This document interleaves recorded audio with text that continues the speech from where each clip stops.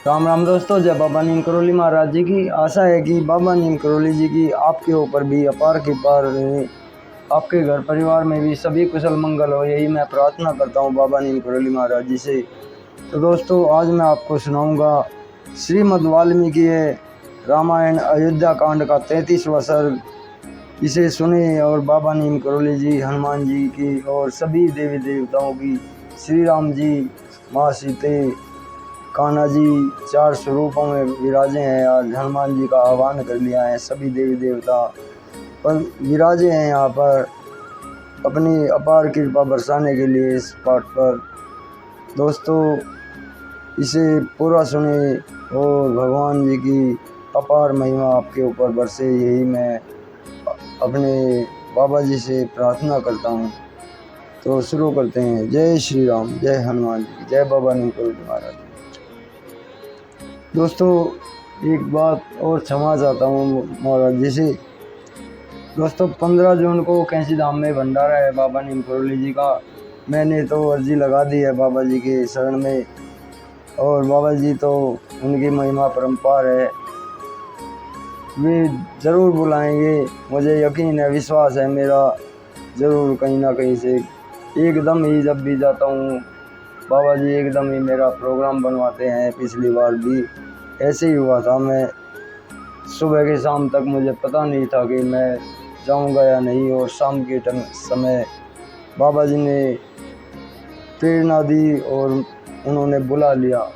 और अब भी कोई प्रोग्राम नहीं है, लेकिन बाबा जी की शरण में अर्जी लगा दी है और बाबा जी ज़रूर बुलाएंगे, मुझे पूरा विश्वास है। जय बाबा नीम करोली। तो शुरू करते हैं दोस्तों। 33वां सर्ग।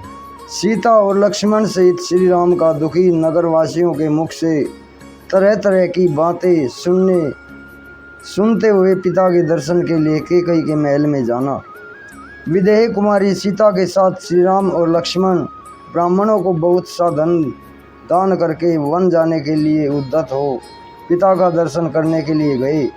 उनके साथ 2 सेवक श्री राम और लक्ष्मण के धनुष व आयुध लेकर चले, जिन्हें फूल की मालाओं से सजाया गया था और सीता जी ने पूजा के लिए चढ़ाए हुए चंदन आदि से अलंकृत किया था। उन दोनों के आयुधों की उस समय बड़ी शोभा हो रही थी। उस अवसर पर धनी लोग प्रसादों की मंजिलों, महलों और हर्मगृहों, राजभवनों तथा विमानों जैसी मंजिलों की ऊपरी छतों पर चढ़कर उदासीन भाव से उन तीनों की ओर देखने लगे।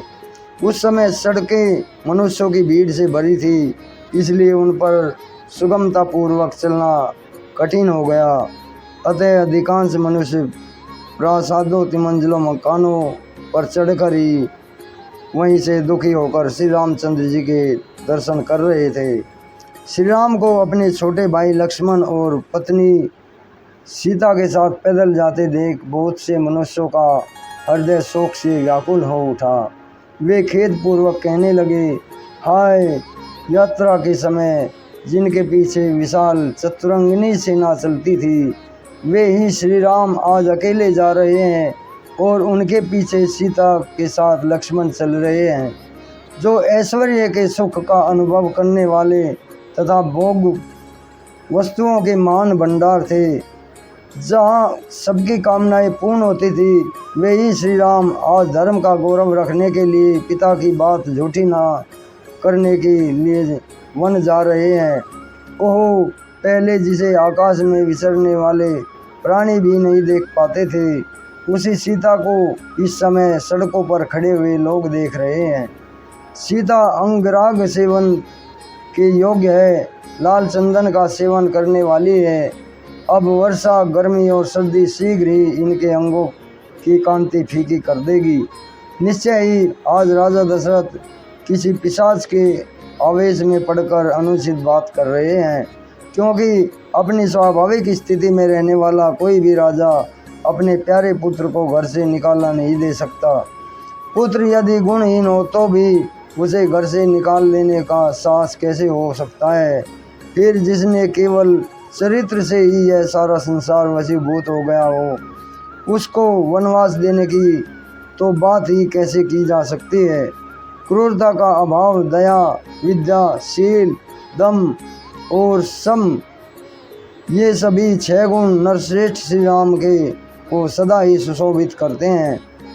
अतः इनके ऊपर आघात करने इनके राज्याभिषेक में विघ्न डालने के प्रजा को उसी तरह महान क्लेश पहुंचा है जैसे गर्मी में जलाशय का पानी सूख जाने का उसके भीतर रहने वाले जीव तड़पने लगते हैं।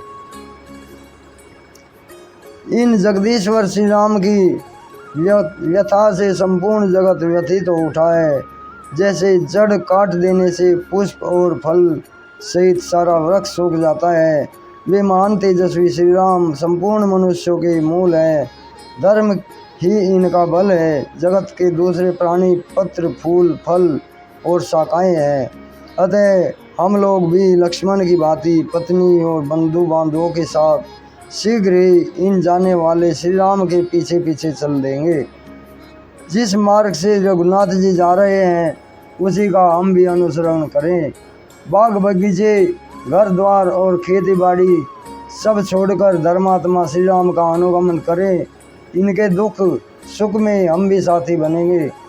हम अपने घरों की गड़ी हुई निधि निकालें, आंगन की फर्श खोद डालें, सारा धन धान्य साथ ले लें, सारी आवश्यक वस्तुएं हटा लें, इनमें चारों ओर धूल भर जाए। देवता इन घरों को छोड़कर भाग जाएं। चूहे बिल से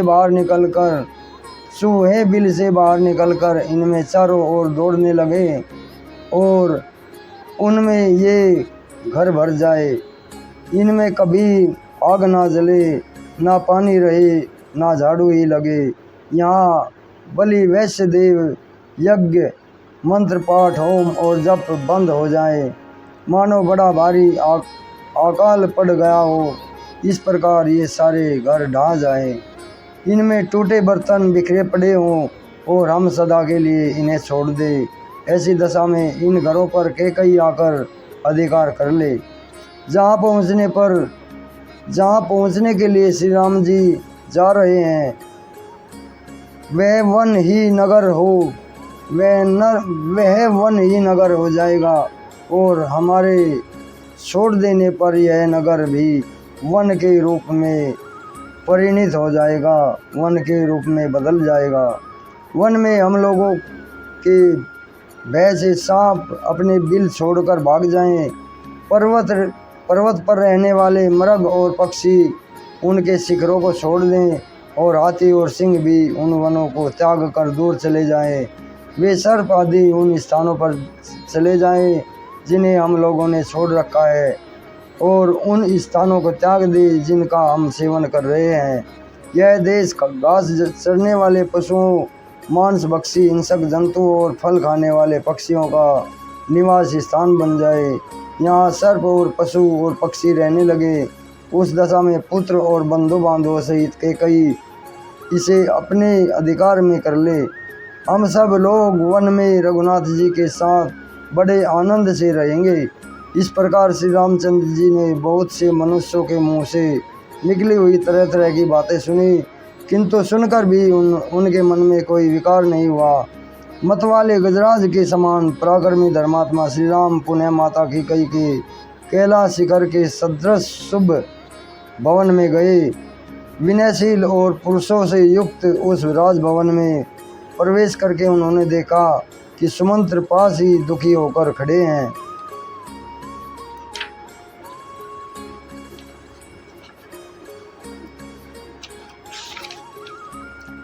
पूर्वजों की निवास भूमि अवध के मनुष्य वहाँ शोक से आतुर होकर खड़े हैं।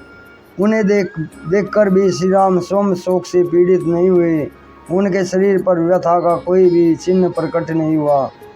वे पिता की आज्ञा विधि पूर्वक पालन करने की इच्छा से उनका दर्शन करने के लिए हंसते हुए आगे बढ़े।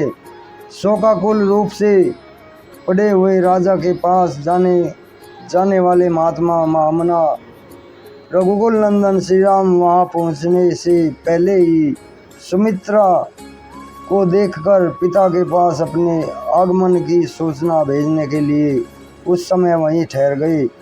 पिता के आदेश से वन में प्रवेश करने का बुद्धिपूर्वक निश्चय करके आए हुए धर्मात्मा श्री रामचंद्र जी सुमंत्र की ओर देखकर बोले, आप महाराज को मेरे आगमन की सूचना दे दें। इस प्रकार श्री वाल्मीकि निर्मित आर्ष रामायण आदि काव्य के अयोध्या कांड में 33वां सर्ग पूरा हुआ।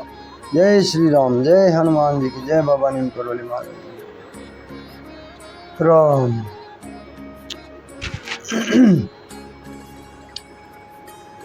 तो दोस्तों, ये श्रीमद् वाल्मीकि रामायण अयोध्या कांड का 33वां सर्ग पूरा हुआ है। कल मैं आपको इसका 34वां सर्ग सुनाऊंगा। तब तक के लिए बाबा नीम करोली जी, हनुमान जी और श्री राम जी आपके ऊपर सदैव खुशियाँ बरसाएं, कृपा आपके ऊपर अपार बनाए, यही मैं प्रार्थना करता हूँ सभी देवी देवताओं से। दोस्तों, अभी आज्ञा लेता हूँ। जय राम जी की, जय हनुमान जी की, जय बाबा नीम करोली महाराज।